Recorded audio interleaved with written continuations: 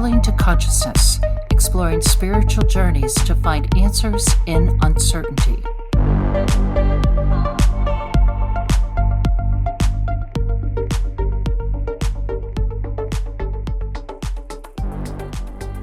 What is up, conscious monkeys? Welcome back to another episode of Traveling to Consciousness. As always, I'm your host, Clayton Cuteri.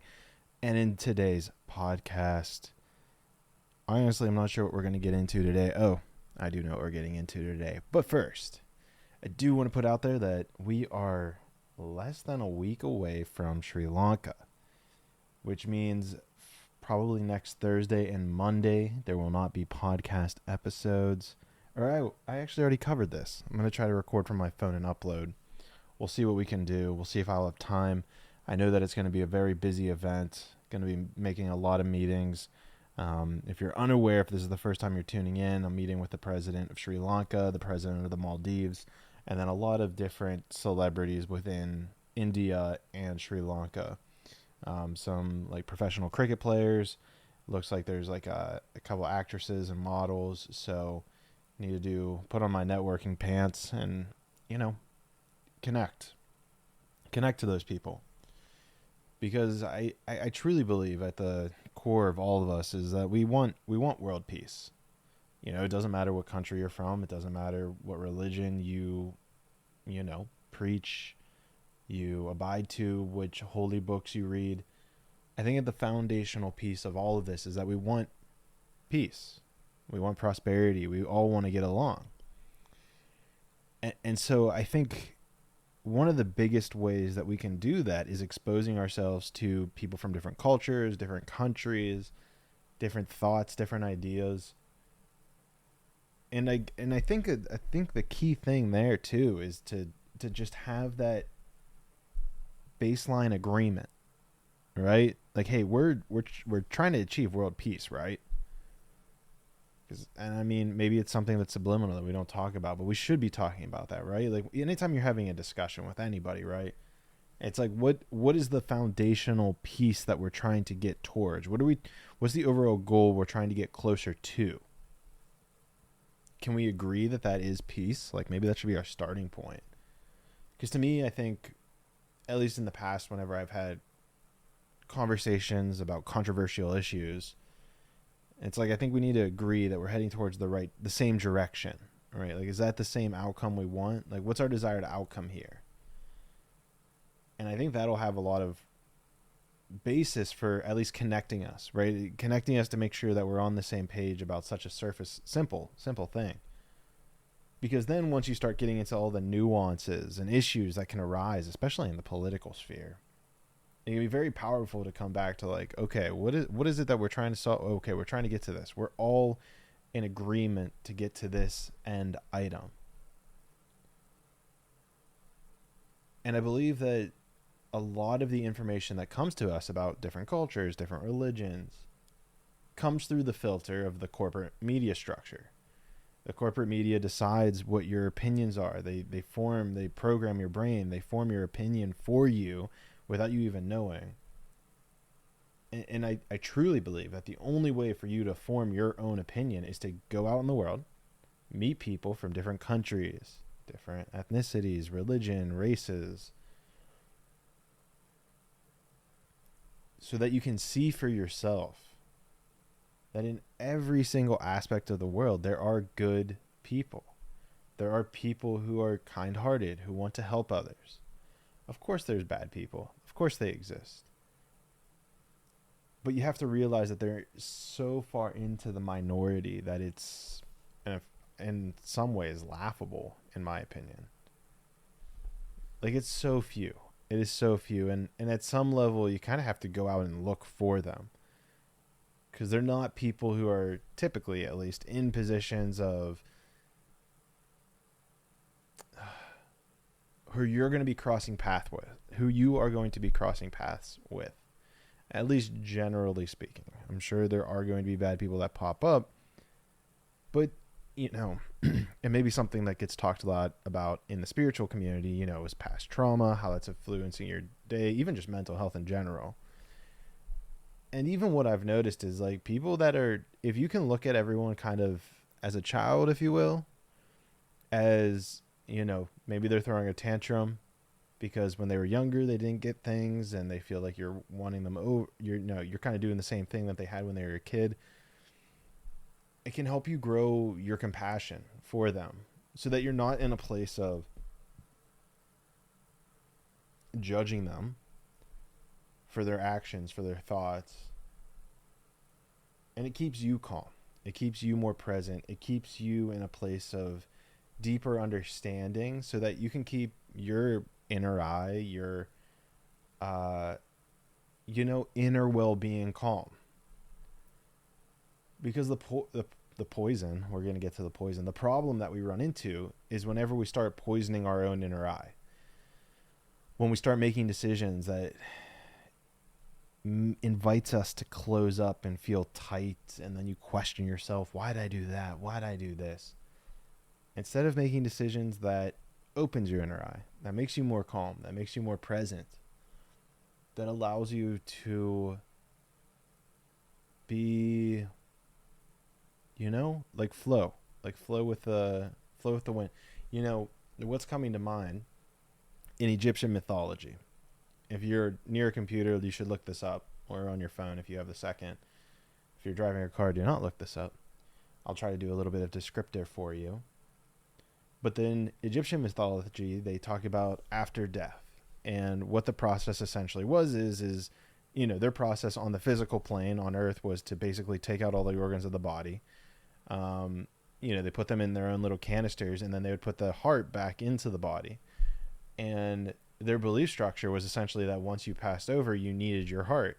Because what would happen is when you went to your judgment, they would place it on a scale.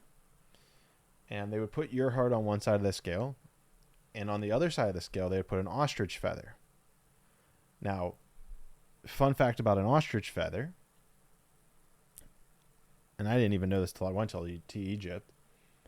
No other bird feather is perfectly symmetrical on the left and the right side of the feather.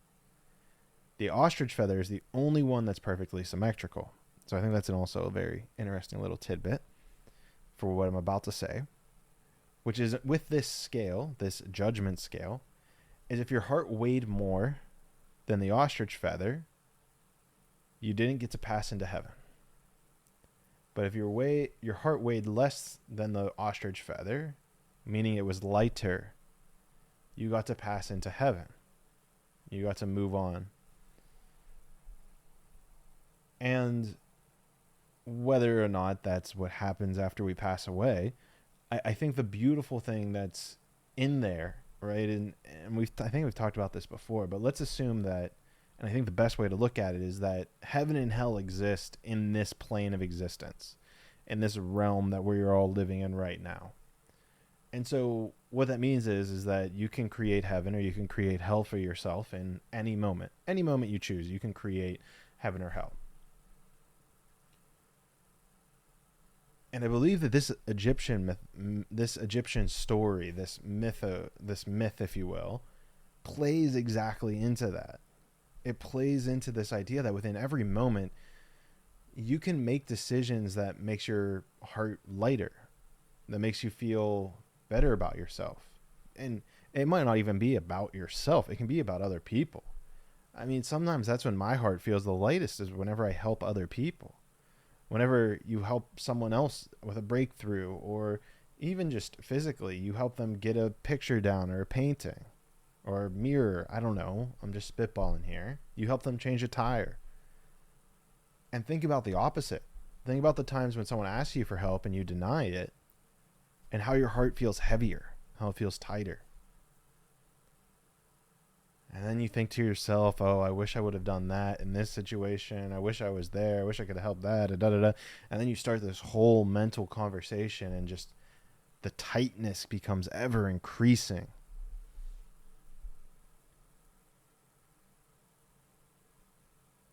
And so I offer all of this so that you can focus on the decisions you make and how it affects your heart, your inner eye. Does it become tighter? Does it become softer? You decide. That's your decision to make. You can feel it. Become in tune. This is where like mindfulness comes in, right? Be mindful of your inner eye. How does the decision you make influence that tightness? Do you become more open? Do you become more loving? Or do you become tighter and a little bit more standoffish, off-putting, want to keep distance with people?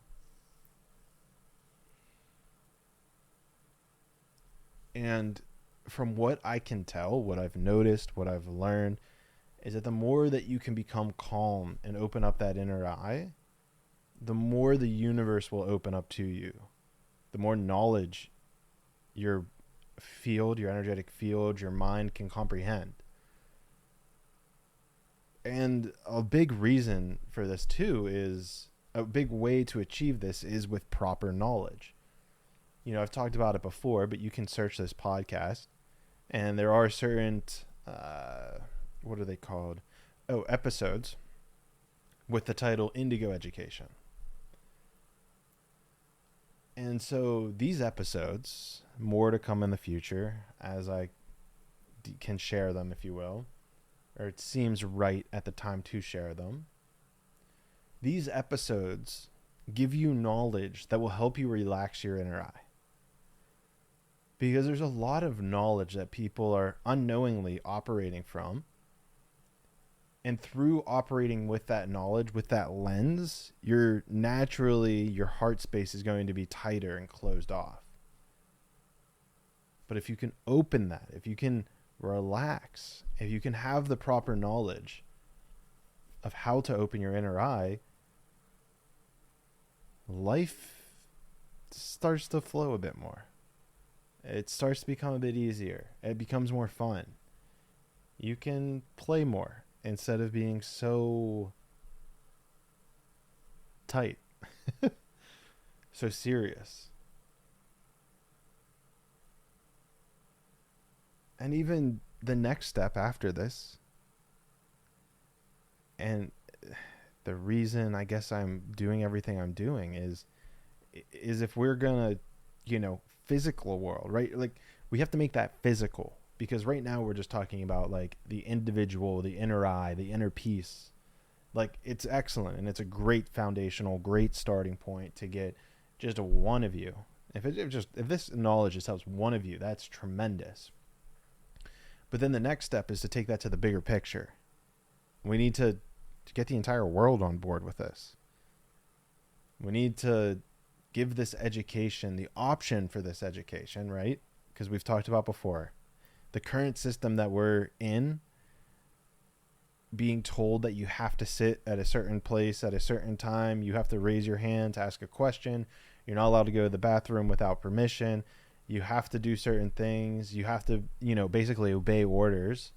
Everything that we've been taught, all of our education, from kindergarten through college, through doctorate programs, is pure slavery education. You're not taught how to interact with the material world, how to interact with the different energies that exist in this world. And so to scale this up, to get to that bigger picture, we have to find a way to get our education systems to change. We have to upgrade our education systems. Because you're not going to be able to sustain this for much longer. I mean, the idea of, the current trajectory we are on, it's not sustainable. It's not sustainable. So we have to change that direction. We have to bend it. We have to move it in a way that is more suitable to the human spirit, to the spirit that enables and animates all of us. We have to help that, because right now, and I know you can feel it in your chest, because I still even feel it. I mean, I feel like I've made tremendous leaps and bounds, and since even the general conception of what is indigo education. I mean, I started learning indigo education maybe in December, so we're probably looking at 10 months for myself, and like, I still feel like I'm bound in some way. And so my point is that it's going to take time. Maybe I should do a podcast on momentum, because I think that's a really good educational piece. I haven't done an indigo education on that. I'll make a podcast on it, momentum. But my point of this, the point that I'm trying to make here, is that we need proper education so that people can truly love and evaluate life for themselves, so that you can truly be free to make your own decisions, so that you can how do you even articulate this? It's like true freedom. Like, I don't know if we've ever really truly experienced the idea of freedom. I mean, we're the lack of knowledge. I mean, not the lack of knowledge, but the lack of the knowledge being available, the fact that you're always in debt, don't have financial knowledge, it blocks you from experiencing how much there can be in being a human. And to me, it is such a disservice. And so to kind of even bring this back to what we were talking about, right? We have to have people in the education field who want this, who are able, who are candidates, if you will, to teach this type of information to people. Absolutely have to have these people. They have to learn it. We need people who are going to be able to learn this type of education and then teach others.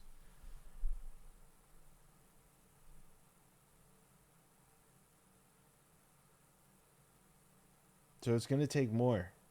It's going to take more than just the American Congress Party getting into power and wanting to, fund it, right? Because it's so much more than just throwing money at a problem, right? We've seen how great government has been at creating problems, making problems worse by throwing money at it, right? I think we all have seen that.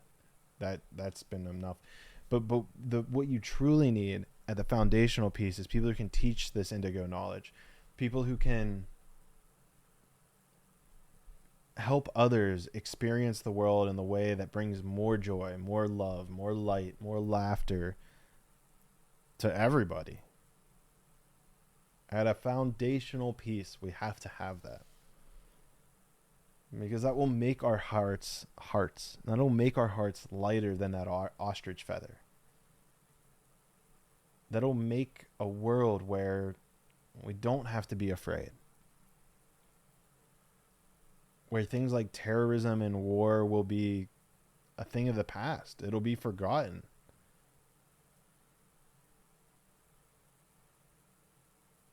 Because we will have so many enlightened individuals who are doing things from their heart space to make their heart lighter.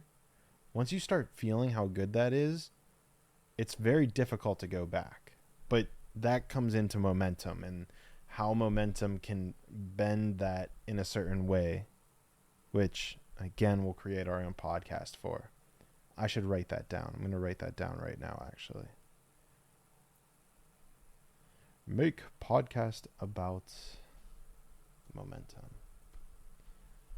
Now that I wrote that, I feel like I might have made a podcast about that. Go see if there's a podcast about momentum.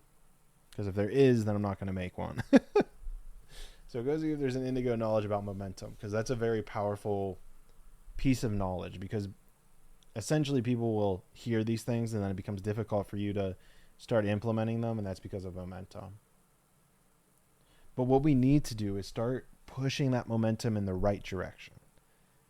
In the direction of not poisoning our food. In the direction of more sustainable education. This whole fallacy of needing to get a college diploma, go 100K in debt is not sustainable. It doesn't make sense. It doesn't make sense. You take a second to evaluate that.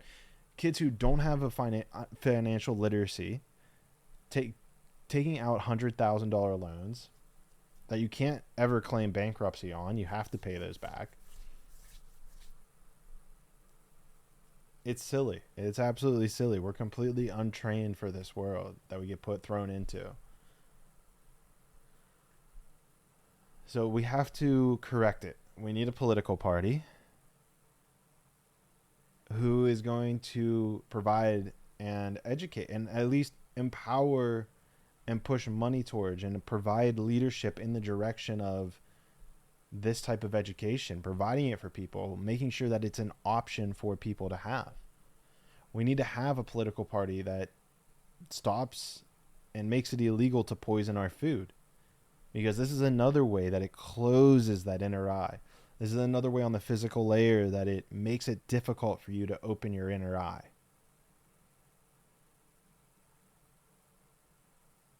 So we'll stop poisoning the food.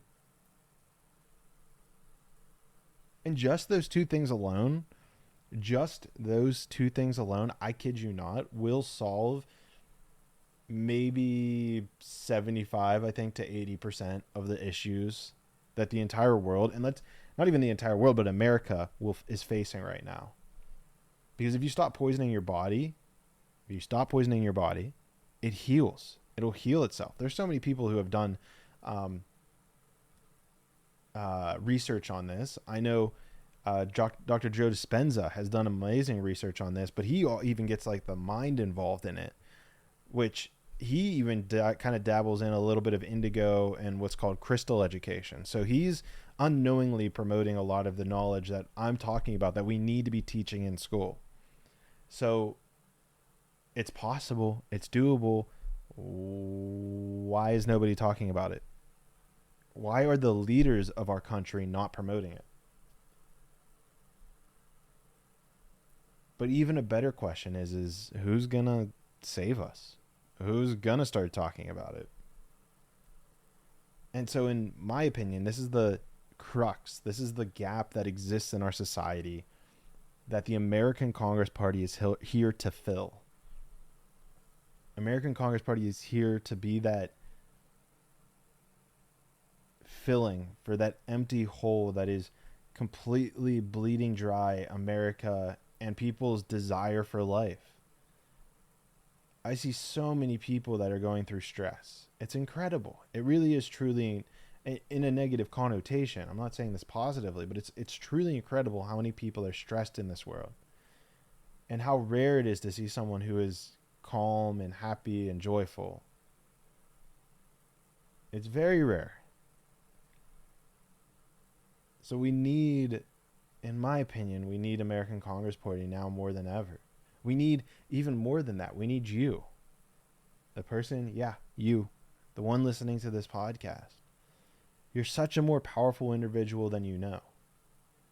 Because when you start living your life, when you start understanding indigo education, you're going to start your own momentum train. And that momentum train is going to lead to encouraging more people to understand this knowledge.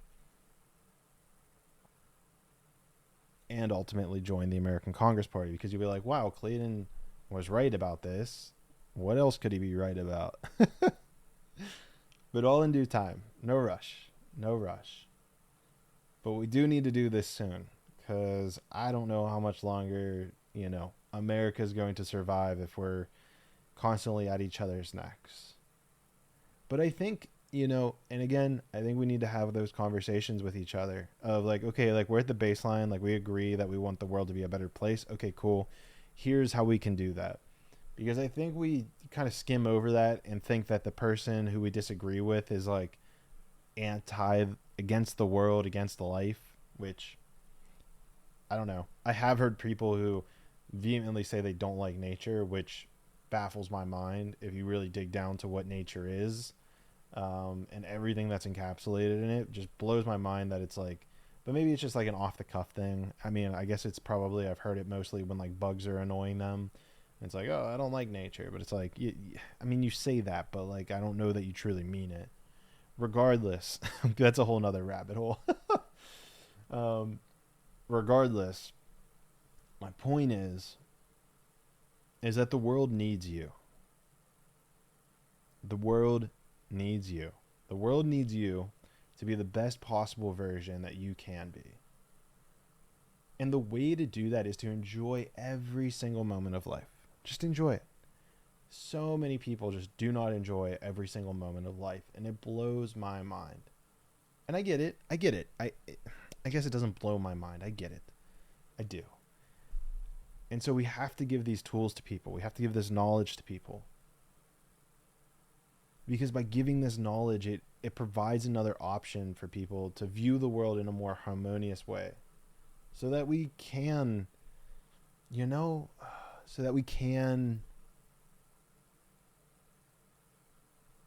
achieve heaven on earth. Because that's what all this is for. That's my motive. That's my motivation. It's the only reason I got into politics. I mean, some people kind of say it, but then you look at either their track record and you're like, okay, you're not actually. So we need a place to meet, and that place to meet is the American Congress Party. So I truly hope that you guys can get this message out there to whoever you want, whoever you can speak to.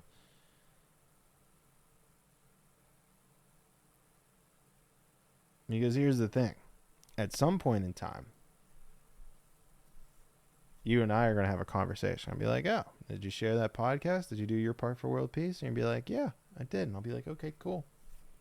But we have that conversation and you say no. Well, we're going to have a conversation about it whenever we see each other in the 6th dimension.